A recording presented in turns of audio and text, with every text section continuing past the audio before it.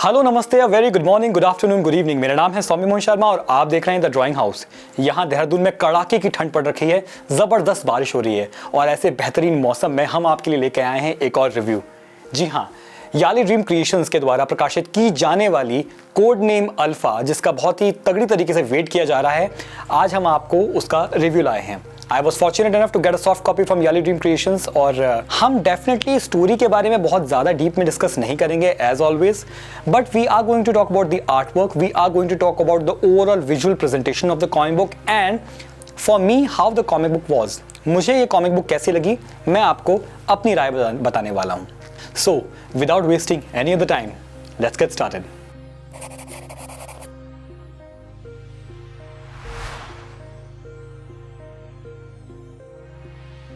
Code name alpha, ये एक ऐसा नाम है जो कि आप आज से नहीं बल्कि ऑलमोस्ट एक साल से सुन रहे हैं, जिसका advertisement, promotional poster Yali dream creations ने लगभग एक साल पहले से ही दिखाना स्टार्ट कर दिया था। अभी कुछ टाइम पहले ही हमारे एक प्रमोशनल मीटअप हुआ था जिसमें ये तीनों लोग हमारे चैनल पे आए।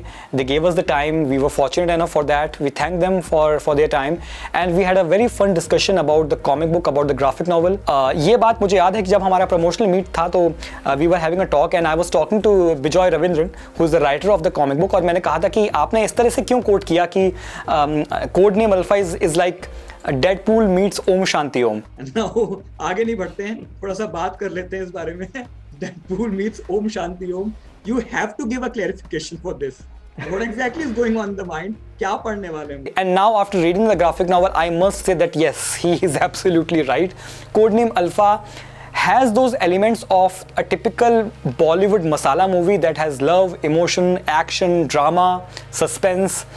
और अच्छी बात यह है कि इन सभी एलिमेंट्स को लेकर एक ग्राफिक नॉवल बना पाना कभी कोई इजी टास्क नहीं रहा है। As a matter of fact, अगर मैं याद करने की कोशिश करूं तो it's really hard for me to imagine any other comic book और graphic novel, Indian comic book और ग्राफिक नॉवल, जो इन सभी मसाला एलिमेंट्स के साथ में एक ऐसी प्रस्तुति सामने ला पाई हो जो कि मेरे हिसाब से सक्सेसफुल भी लगी हो। डेफिनेटली जो हमारी व्यूअर्स हैं, जो रीडर्स हैं, उनका जो मेन अट्रैक्शन है वो है alpha, who is the main protagonist of the story.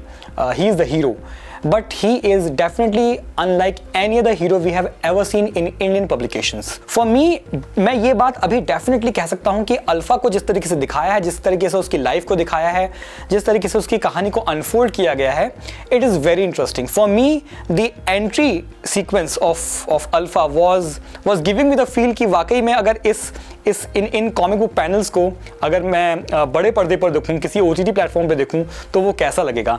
And yes, it gave me the goosebumps that it definitely would look awesome. और जैसे कि आप सभी को पता है, एक और कैरेक्टर है इसमें, घुंघरू, जिसको प्रमोशनल एड्स में हम बहुत क्लियरली देख पा रहे हैं। She is a friend, she is a side kick off code name alpha, और जिस तरीके से उसको भी दिखाया गया है, उसकी एंट्री रखी गई है, इन दोनों कैरेक्टर्स की जो केमिस्ट्री दिखाई गई है, इट इज़ वेरी अप्रिशिएबल। अगर इसकी कहानी के बारे में बात करूं तो मैं डेफिनेटली ये मेंशन करना चाहूँगा कि it has been a big challenge for Bijoy Ravindran. It's not easy to create such stories, because जैसे मैं बार बार कह रहा हूँ, ये सभी एलिमेंट जो कि हमें बॉलीवुड मूवीज़ में देखने को मिलते हैं, वो एक ग्राफिक नॉवल में, कॉमिक बुक में रीडर्स को पकड़ा पाना और ये एक्सपेक्ट करना कि वो उनको अच्छी लगेगी कि नहीं, ये अपने आप में काफ़ी चैलेंजिंग है, दैट्स फॉर श्योर। हालांकि मैं ये डेफिनेटली मेंशन करूंगा कि ये अपने आप में 116 पेजेस की जो कॉमिक बुक है, जो ग्राफिक नॉवल है, अपने आप में ये भी कंप्लीट नहीं है। जैसा कि बताया गया है कि सेकेंड एंड थर्ड सीक्वल्स भी इसके आएंगे। So there are many elements in the story about the characters and about the background story जो कि अभी पूरी तरीके से नहीं बताए गए हैं, which is intentional. There are comic elements, there are gags which definitely brings a smile on your face. There were so many times, especially जब घुंघरू and Alpha are having this talk with each other in the beginning, जब घुंघरू is trying to earn the trust of Alpha, तब there are so many moments जब मेरे चेहरे पे automatically पढ़ते हुए उससे smile आ जा रही है. And this again shows the power of writing, कि वो कहानी को इतनी अच्छी तरीके से दिखाया गया है. This complete graphic novel has been divided into 3 different chapters, जिसमें जो फर्स्ट 2 चैप्टर्स हैं वो कम्प्लीटली डेडिकेटेड हैं अल्फा एंड घुंघरू के ऊपर, और किस तरीके से अल्फा अपनी ज़िंदगी को जी रहा है, किस तरीके से घुंघरू आती है उसकी लाइफ में और उसकी साइडकिक बनना चाहती है, and how exactly this relationship develops and in what way it develops. First 2 chapters इसके बारे में है. Of course the third chapter which is more like a climax of this particular graphic novel, यहाँ पे कहानी आगे अनफोल्ड होती है. यहाँ पे कहानी अल्फ़ा की थोड़े और पास में जाती है, उसकी जो ओरिजिन स्टोरी है उसको सामने लाती है. जैसे कि मैंने बोला, it is really challenging for any writer to have such a story in Indian context और उसको इस तरीके से दिखा पाना जिसमें एक आपको बॉलीवुड टच भी आ जाए और एक कॉमिक बुक, एक ग्राफिक नॉवल की जो एथनिसिटी होती है वो भी बनी रहे. ये अपने आप में काफ़ी टफ होता है. हालांकि इस ग्राफिक नॉवल के ऊपर कई सारे आर्टिस्ट ने काम किया है. They are different variant covers जो कि बेहतरीन रूप से बनाए गए हैं. जो ओवरऑल कॉमिक बुक की जो इंटरनल आर्ट है that is been done by Tadam Gyadu. And so मैं ये डेफिनेटली मेंशन करूंगा कि हालांकि ये सिर्फ 1 या 2 नहीं, कई सारी क्रिएटिव टीम, कई सारे मेंबर्स हैं इस क्रिएटिव टीम में जिन्होंने अपना बेहतरीन बखूबी काम दिया है. और ऐसे नाम हैं जो कि हम कॉमिक बुक इंडस्ट्री में बहुत जाने माने नाम हैं, उन्होंने अपना बेहतरीन काम दिया है. Mind it, it's a graphic novel, it's not a novel. So it's not something जिसको आप पढ़ते रहेंगे और आपका दिमाग उसे विजुलाइज करेगा. नहीं, जो कुछ भी लिखा गया है उसको विजुअली दिखाया गया है. सो एक आर्टिस्ट और एक राइटर के बीच में एक अच्छी केमिस्ट्री होना, एक रिलेशन होना बहुत ज़रूरी होता है, जिसको मेंटेन करना और समझते जाना कि राइटर क्या चाह रहा है, वो अपने आप में काफ़ी चैलेंजिंग होता है. Let me say, not every artist can do this. At least not every artist can do this perfectly. लेकिन मैं कहना चाहूँगा कि Tadam Gyadu, who is a young Indian talent, is been doing a fabulous job. हमने उनके काम को कई अलग अलग पब्लिकेशंस में देखा है और अब इस टाइम तक, at this point of time, Tadam Gyadu has definitely improved his art work to such a professional extent. I just see a bright future for him. And same is with Bijoy Ravindran.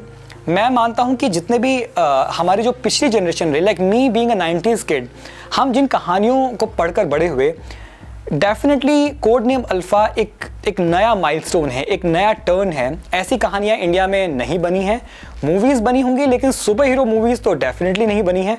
और ऐसा super hero भी सामने ला पाना एक हद तक काफ़ी risky point हो सकता है. लेकिन कॉमिक बुक की दुनिया में, ग्राफिक नॉवल की दुनिया में इसको दिखाया जाना और इसको प्रेजेंट कर पाना अपने आप में काबिल तारीफ़ है. अब ये काबिल तारीफ़ चीज़ आपको कितनी अच्छी लगती है, you can know this only after buying the comic book. I really appreciate along with the story and the art work, जो तीसरी चीज़ मैं बहुत अप्रिशिएट कर रहा हूँ वो है इसका हिंदी ट्रांसलेशन. इस कहानी के हिंदी ट्रांसलेटर्स हैं Kapila Gangle along with Mandar Gangle. And मैं ये डेफिनेटली मेंशन करूँगा कि अगर हम इस स्टोरी को अप्रिशिएट कर रहे हैं बिजॉय रविंद्र की वजह से और इसके आर्ट वर्क को अप्रिशिएट कर रहे हैं तदम ग्यादू और बाकी आर्टिस्ट की वजह से, सो डेफिनेटली इसका जो हिंदी ट्रांसलेशन है उसकी भी तारीफ़ करनी चाहिए. बिकॉज एट दी एंड ये हम इंडियन जो जितना भी हिंदी स्पीकिंग बेल्ट है, जहाँ पे भी एक कॉमिक बुक ग्राफिक नॉवल पहुँचेगी, उनको समझ में आना और उनको ये रेफरेंसेस का समझ में आना बेहद ज़रूरी है. So to the both the translators, I think they have done a pretty good job. पूरी ग्राफिक नॉवल में कई जगहों पे हिंदी बॉलीवुड मूवीज़ के एग्जाम्पल्स दिए गए हैं, उनके रेफरेंसेस दिए गए हैं.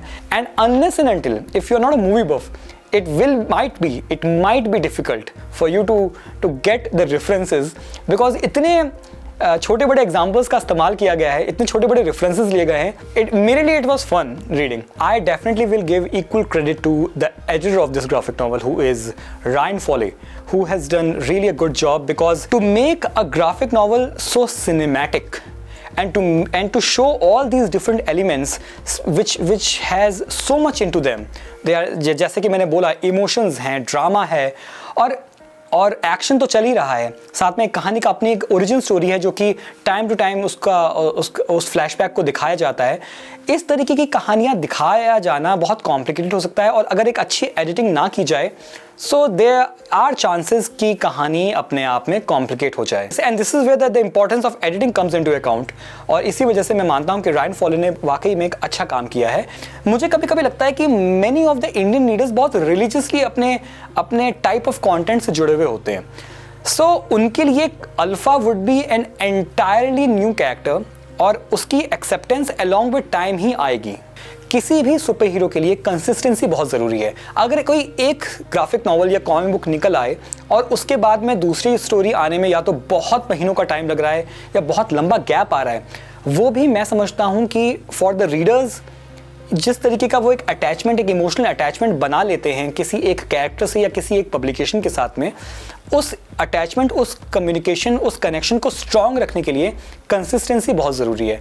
मैं सिर्फ यही उम्मीद करता हूँ कि अगर ये फर्स्ट पार्ट हमारा फरवरी में आ रहा है, तो जो उसका सेकंड सीक्वल आएगा, जो कि कहा गया है कि इसी साल आएगा, वो बहुत ज़्यादा समय ना ले। It's again important for the publisher to maintain that connection, that strong bond with the readers, and for that consistency is really important. तो वो बहुत लंबा गैप होगा, तो मुझे ऐसा लगता है वो गैप सही नहीं होगा। So this was the video, guys. I hope you liked the video. Like it, subscribe to the channel, share the video with others. Once again, thank you so very much. Goodbye and God bless you.